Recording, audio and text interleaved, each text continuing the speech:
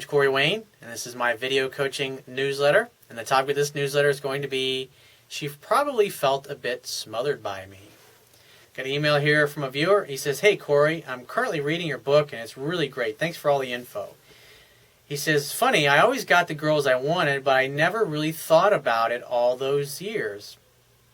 He says, "Now after a breakup of 20 years, I met a new woman and somehow did manage to keep her after more than 2 months." He says, "Problem one is I'm living 100 to 200 miles away from them." I don't know what it is with you guys lately. It's like I've been getting a lot of emails from guys that are long-distance relationships, like 100 to 200 miles away. It's like, get somebody local, man. And he says, "I think I went overboard with giving out my info and feelings." He says, "I left one of them alone and had posted new pictures of me with women at parties, etc., even with celebrities." He says, "The first woman started hitting on me again, but at the time I was with the new one, which was 1 true 10. Good for you, dude." He says, "But she recently backed off, probably felt a bit smothered by me sharing my love with her." Yeah, it's like he's probably started acting all dopey. And when a guy acts all dopey, it's cute at first, but after a while it communicates weakness because you're not paying any attention at all to the fact that she's not feeling it yet. And instead of acting confident and communicating, there's nothing wrong with communicating interest, but when you act dopey to the point where, because what most guys do when they start to get in love and they start acting dopey is they start doing things for the girl. They start trying to solve her problems or give her money to pay her bills or fix her car or fix stuff that breaks down at her house or spending money on her, just always trying to interject themselves to solve her problems. You know, it's like trying to be the knight in shining armor, but all they end up doing is becoming her manservant or her butler, and the next thing they know, they're spending all this money and all this time fixing all her problems and talking to her on the phone, but not really going out and spending much romantic time together. And next thing you know, she just says, "I don't feel that way about you. I just think of you as a friend." Or let's just be friends for now. And that's just a bad way to go. He says, "So at first I was cool saying I don't want to be friends, but her lover, and that I wish her well for the future, and if she changed her mind, she could give me a call. She mirrored it saying she agrees with me, and if I change my mind, I can call her too." Well, she put you in friend zone, and you're like, "Hey, I'm not interested in being friends." But if you were to continue to call, then even though you said you weren't interested in being friends, your actions communicate that your acquiescence to what she says she wanted. He says, "A few days went by, and I emailed her saying I'm not mad at her, but found it sad that she didn't give us more of a chance. After all, I was missing more input from her side, but kept it short." And it's like, you know, again, you're communicating. It takes two in a relationship, and she's not willing to make the effort. And all you're basically doing is expressing the fact that your butt hurt. And in other words, trying to give her a guilt trip. You're trying to guilt her into liking you again, and that doesn't work either. It just communicates that you're weak. Whereas if you're a guy who perceives himself as a catch, you're going to walk away and have the attitude, it's like, hey, it's your fucking loss. And you really have to be that way in life. Like I was just talking about in another video I shot a few minutes ago. Was it's like, some people, here's the hardest thing that you're ever going to do. One of the things I talk about a lot, the hardest thing that you will ever do as a human being is be yourself. Why? Because when you start acting like yourself, when you start doing the things that you really want to do, when you start saying the kind of things that you really want to say, when you start working in the kind of place that you've always wanted to work at, the kind of people that are in your life, it's going to be shocking to you, because when you really start being yourself, there's going to be people in your life, they're not going to like it. And it's going to be really uncomfortable for them.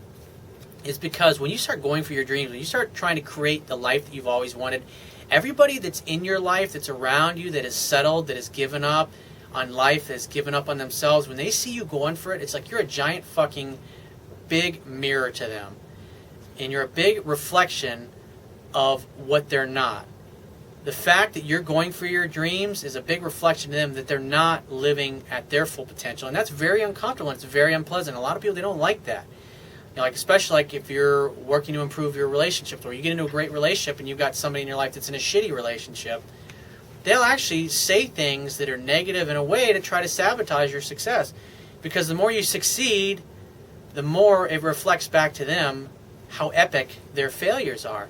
And in order to make themselves feel better about where they're at, they're going to attack you and put you down and try to get you to go back into your little hole, so to speak, or crawl back into your little shell of who they think you should be, just so they don't feel uncomfortable around you. It's really amazing. He says she calls me darling and that she really misses me. Should I meet her next time I am in her town and then make her feel happy and have a good time with her? And then when I leave, tell her I really don't want to just be her buddy, but her lover, and then walk away. Why would you want to do that? You were dating this girl, and she put you in friend zone. And she says, hey, call me if you want to stay friends, because you're like, hey, I'm not going to call you because you said you're not interested in anything romantic with me. And what are you doing? You're still pursuing her. You sent her an email, and now you're thinking, oh, I'm going to go into her town and hang out with her as her friend and then walk away. Why?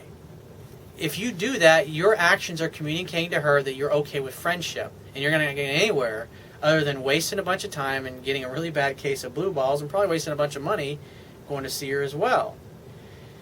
He says, I really want to get her interested in me again. In short, what should I do from now on? You should walk away and never look back. She put you in friend zone, and if she calls you and she texts you, just assume it's because she wants to hang out and hook up and have fun. Then arrange a date. And that's all you need to do. But if you don't hear from her, then so what? It means it takes two.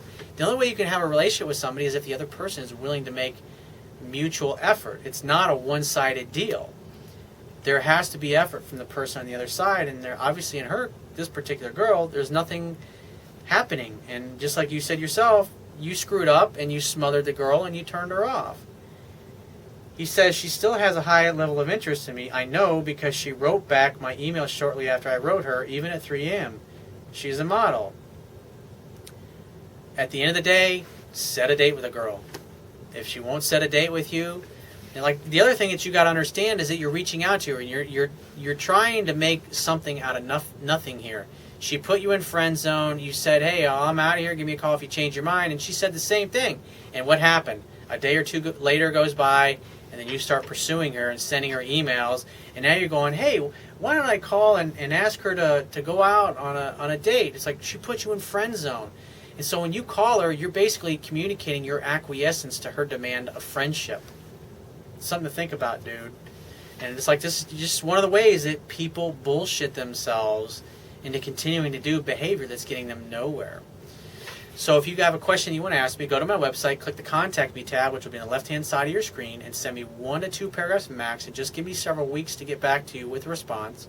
If you want to talk to me right away, the quickest way to get my help is to book a paid phone coaching session. You can do that by going to my website, click the Products tab, which will be at the top of your screen, and just follow the instructions. If you want to get a digital version of my Kindle ebook, on my website, underneath the email sign-up box, is a box that has a link that will take you right to the Amazon Kindle download page. Once you get there, if you don't have a Kindle device, just download one of their free e-reader apps for whatever electronic device you want to read it on. And if you appreciate the value of the information I offer in this video coaching newsletter, the articles on my website, and my ebook, you can show your appreciation right now by going to my website, and on the Wibbly toolbar at the bottom of your screen, click the PayPal donate button and donate any amount that you feel is equal to the value of the information. And I will talk to you soon.